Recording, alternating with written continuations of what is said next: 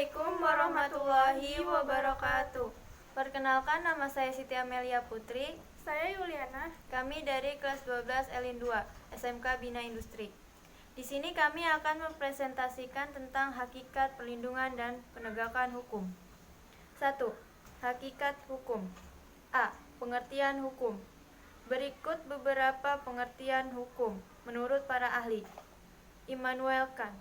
Menurut Immanuel Kant, hukum ialah keseluruhan syarat yang dengan ini kehendak bebas dari orang yang satu dapat menyesuaikan diri dari kehendak bebas dari orang yang lain, menurut peraturan hukum tentang kemerdekaan.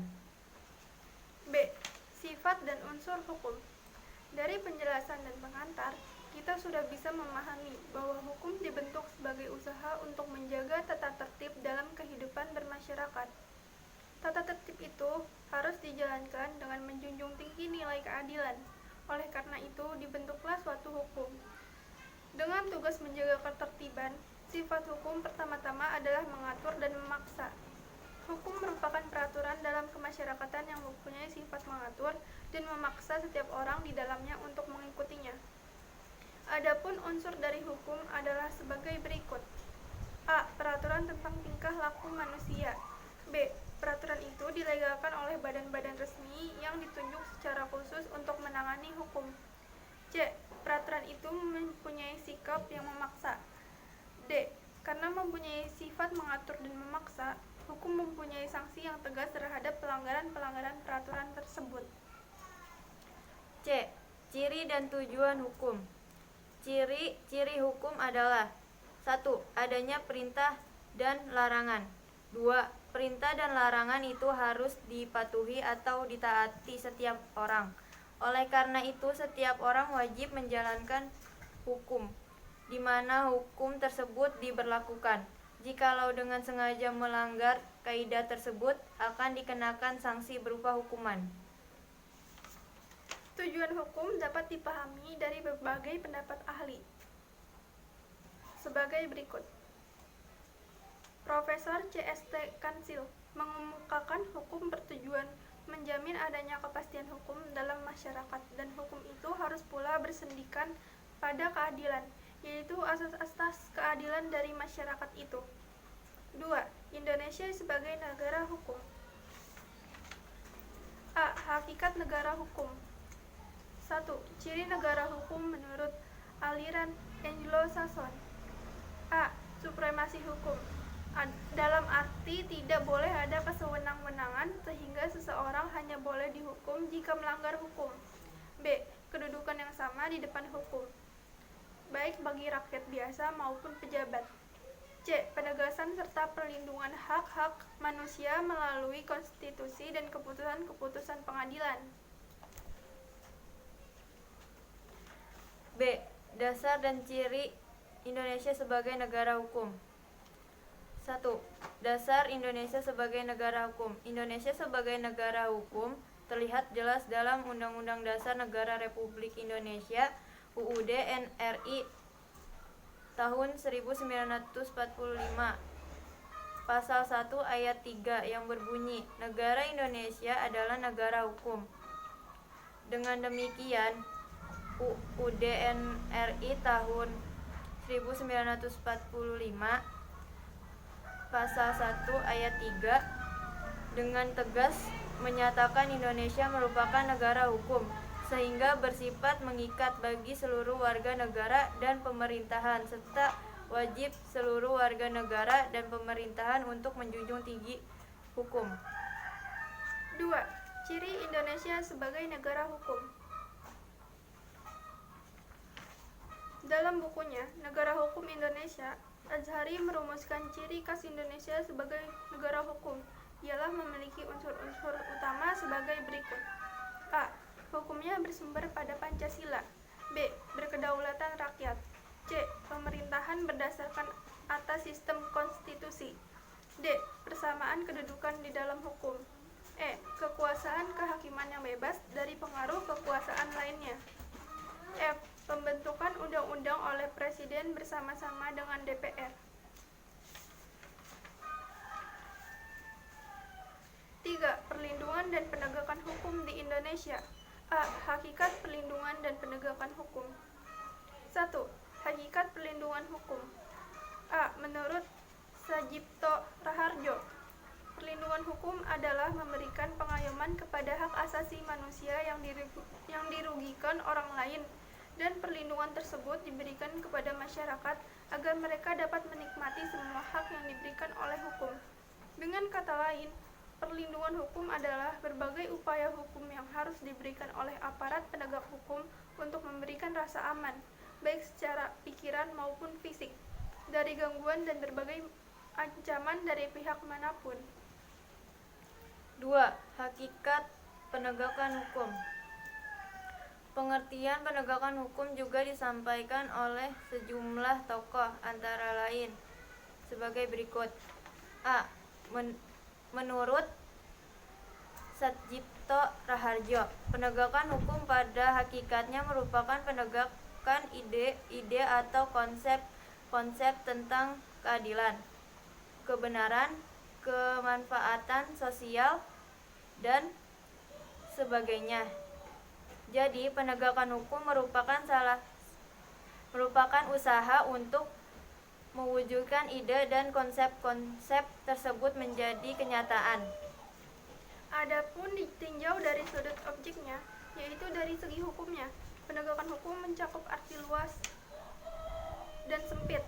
Dalam arti luas, penegakan hukum itu mencakup nilai keadilan yang terkandung di dalamnya, bunyi aturan formal maupun nilai-nilai keadilan yang hidup dalam masyarakat.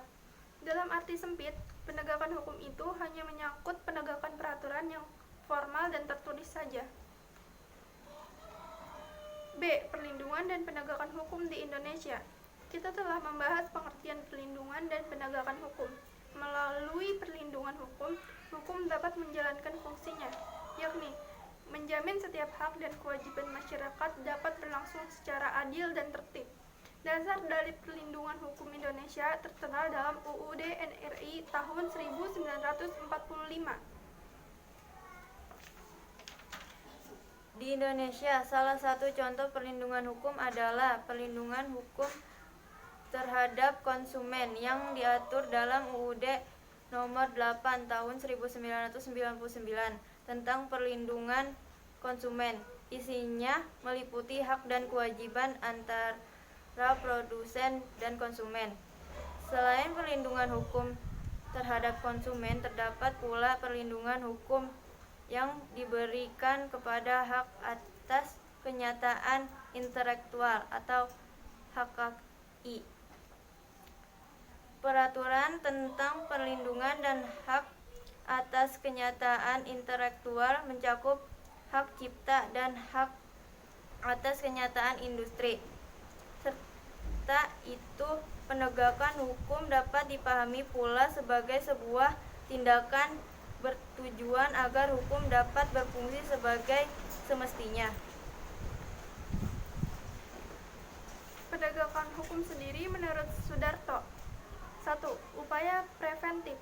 Upaya penegakan hukum ini lebih menitik beratkan pada pencegahan sebelum terjadinya kejahatan dan secara tidak langsung dilakukan tanpa menggunakan sarana pidana atau hukum pidana. Misalnya, pemberian pengawasan pada objek kriminalitas, mengurangi atau menghilangkan kesempatan berbuat kriminal dengan perbaikan lingkungan, dan penyuluhan kesadaran mengenai tanggung jawab bersama. Upaya represif.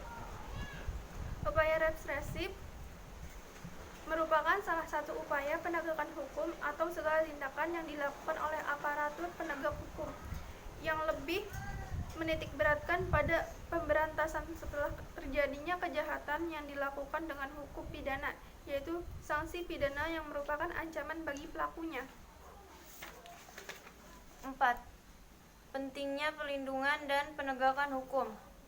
Menurut Profesor Subekti, dalam bukunya Dasar-Dasar Hukum dan Pengadilan, hukum berkaitan dengan mengabdi diri kepada tujuan negara yang pokoknya adalah untuk mendatangkan kemakmuran dan kebahagiaan kepada rakyatnya. Tujuan tersebut dapat tercapai dengan hukum yang mengadakan keadilan dan ketertiban. Kondisi terjadinya apabila pelindungan dan penegakan hukum dapat dilaksanakan dengan baik antara lain adalah sebagai berikut. A. Terciptanya supremasi hukum. Pengertian supremasi hukum adalah hukum yang mempunyai kekuasaan mutlak dalam mengatur kehidupan berbangsa dan bernegara. B. Tegaknya keadilan dalam masyarakat. Seperti yang diungkapkan oleh Profesor Subekti, tujuan dari hukum tercapai apabila hukum tersebut dapat mengadakan keadilan. C. Menjamin kemasyarakatan yang tertib. J. Van Kant dalam bukunya yang berjudul Inhouding tot de Rechtswetenschap menyatakan bahwa setiap orang mempunyai kepentingannya masing-masing. Memang dalam masyarakat terdapat beberapa kaidah, seperti agama, kesusilaan, dan kesopanan. Meskipun demikian, kaidah-kaidah tersebut tidaklah cukup untuk menjamin serta mengatur kepentingan dalam masyarakat tersebut. Diperlukannya hukum. Di sisi lain, menurut Sejorno Soekanto, terdapat sejumlah faktor yang mempengaruhi perlindungan dan penegakan hukum. Faktor-faktor tersebut antara lain sebagai berikut. A. Hukum. Unsur-unsur dalam hukum antara lain perundang-undangan, traktat, dan jurisprudensi idealnya tidak bertentangan. Selain itu, bahasa yang dipergunakan harus jelas, sederhana, dan tepat. B. Penegakan hukum. Para penegak hukum yakni pihak-pihak yang membentuk maupun penegak hukum. Pihak ini harus menjalankan tugasnya dengan baik sesuai dengan peraturan atau perundang-undangan yang mengaturnya. C. Sarana atau fasilitas yang mendukung penegakan hukum.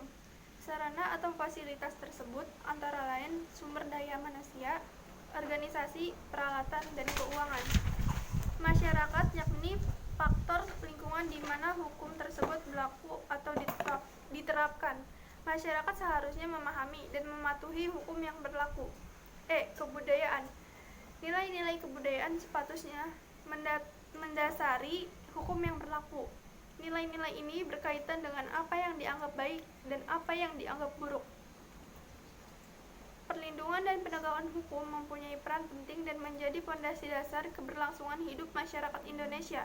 Seperti yang sudah diungkapkan oleh Profesor Subekti, bahwa hukum mengabdi kepada tujuan negara. Maka perlindungan dan penegakan hukum merupakan sebuah keharusan bagi negara dalam upaya mencapai tujuan dari negara itu sendiri. Semakin banyak masyarakat mengerti hukum, semakin baik pelaksanaan hukum. Sekian dari kami. Apabila ada kesalahan kami mohon maaf. Kalau ada yang mau ditanyakan bisa isi kolom komentar di bawah ini. Assalamualaikum warahmatullahi wabarakatuh.